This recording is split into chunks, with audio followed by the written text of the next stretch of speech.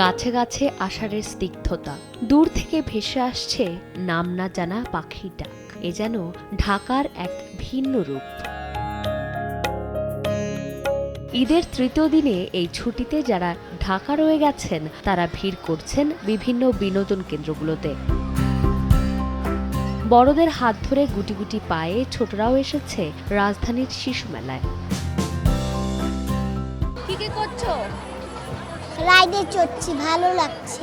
গাড়িতে চড়েছি, মজা হচ্ছে অনেক। বাচ্চাদের জন্য খেলার কোনো আর স্পেস নাই, যার কারণে এই বাচ্চাদের এখানেই সবচেয়ে মজা পায় ওরা। সারা বছরের ব্যস্ততাকে ছুটি দিয়ে পরিবারের সঙ্গে সময় কাটাচ্ছেন সবাই।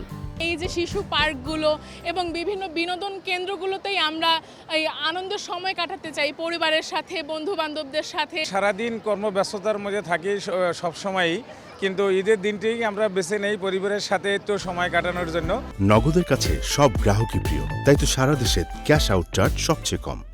ঢাকার মতো চট্টগ্রাম চিড়িয়াখানাতেও ছিল উপচে পড়া ভিড়। ঈদের ছুটি পরিবারের সঙ্গে উপভোগ করতে সব বয়সী মানুষের উপস্থিতি ছিল চট্টগ্রামের চিড়িয়াখানায়। তাই তো সাদা বাঘ, গন্ডার কিংবা বিশাল আকৃতির সাপসহ বিভিন্ন ধরনের জীবজন্তু দেখতে সাধারণ মানুষের উপস্থিতি ছিল চোখে পড়ার মতো।